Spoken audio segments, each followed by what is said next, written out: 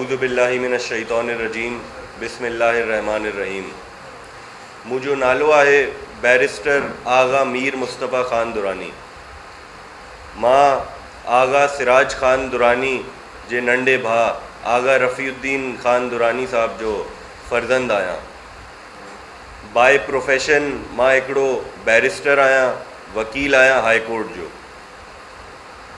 मां पहिरियों चक्कर जेको आहे हिन दफ़े बल्दियाती इलेक्शन में हिस्सो वरितो, टाउन कमेटी गढ़िया सीन वार्ड नंबर 4 ते।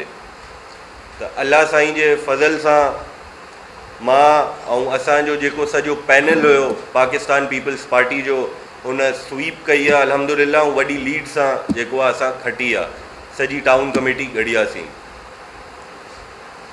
इहो जेको आहे गढ़िया सीन जी आवाम जो मां शुक्र बि कंदुमि, गढ़िया सीन जी आवाम खे मां मुबारक बि ॾींदुमि। ऐं हुन जे अलावा जेके बि ॿिया दोस्त आहिनि गढ़िया सीन जे ॿाहिरि बि, चाहे उहे कराची में हुजनि, ॿियनि शहरनि में हुजनि, लंडन में हुजनि, हुननि सभिनि बि जंहिं बि असां लाइ दुआ कई, सभिनि जो मां शुक्रगुज़ार बि आहियां ऐं सभिनि खे मां मुबारक बि ॾींदुमि।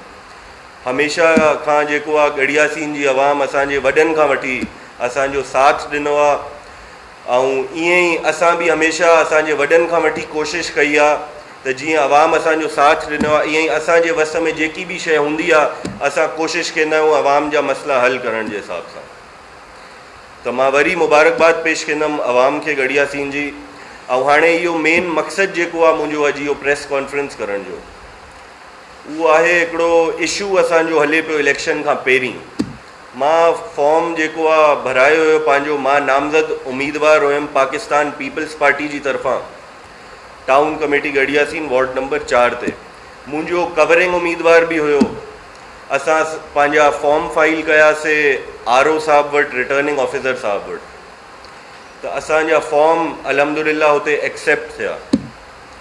त ऑपोज़िशन जी जेकी जमातूं आहिनि, PTI जी जेकी जमात आहे, हुननि असां ते जेको आहे ऑब्जेक्शन फाइल कया ऐं उहो अपील में विया in the election tribunal. District जज साहब वटि अपील में विया RO साहब जे ऑर्डर जे ख़िलाफ़। त इलेक्शन ट्रिब्यूनल जेको आहे उन्हनि असांजे ख़िलाफ़ फ़ैसिलो कयो त मुंहिंजो फॉर्म जेको आहे उन नतीजे में रद्द थी वियो हुयो।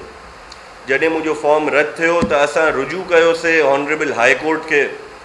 कॉन्स्टिट्यूशनल पेटिशन अंडर सेक्शन 199 में असां वियासीं हाई कोर्ट में। त असांजो केस जेसि ताईं पेंडिंग हुयो हाई कोर्ट में, हिकिड़ो असांजो अनफॉर्चुनेटली मसइलो इहो थी वियो जंहिंजो मूंखे ॾाढो ॾुख बि आहे।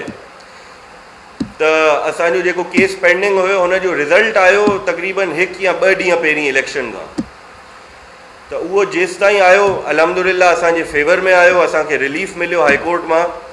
पर उहो जेको टाइम जो इशू हुयो हुन नतीजे में मूंखे जेको आहे तीर जो निशान न मिली सघियो अनफॉर्चुनेटली, जंहिंजो मूंखे ॾाढो ॾुख आहे। छो जो मां पीपल्स पार्टी जो ई नामज़द उम्मीदवार हुयुमि, पर छो जो टाइम जो इशू हिन लाइ तीर जो निशान न मिली सघियो मूंखे। मुंहिंजो जेको कवरिंग कैंडिडेट हुयो हुनखे ऑलरेडी मिली चुको हुयो तीर जो निशान। त हिन लाइ मूंखे बकरी जो निशान मिलियो। त बकरी जे निशान तां जेको आहे मां, छो जो ॿी का ऑप्शन न हुयो, तीर जो निशान न मिली सघियो, त बकरी जे निशान तां मां कंटेस्ट कयो। अल्लाह साईं जे फज़ल सां, सभिनि भाइरनि जी दोस्तनि जी दुआउनि सां, गढ़िया सीन जी आवाम जे सपोर्ट सां मां खटी वियुमि इलेक्शन। हाणे उहे त सभिनि भाइरनि खे दोस्तनि खे इहा ख़बर आहे त मां नामज़द उम्मीदवार पीपल्स पार्टी जो ई हुयुमि, पर पोइ बि ऑफिशियल कैपेसिटी में जेको आहे मां आज़ादु बीठो हुयुमि। त हिन लाइ इहा शइ वाज़े जेको आहे मां हिन प्रेस कॉन्फ्रेंस में कयां थो त मां इंडिपेंडेंट न, हाणे मां शमूलियत कई आहे पीपल्स पार्टी में ऑफिशियली।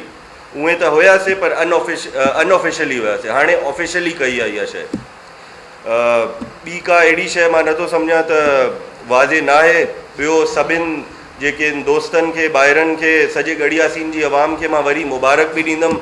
इहा इलेक्शन इहा मां न खटी आहे, गढ़िया सीन जी आवाम खटी आहे। वॾी महिरबानी गढ़िया सीन जी आवाम जी। ख़बरुनि जी दुनिया।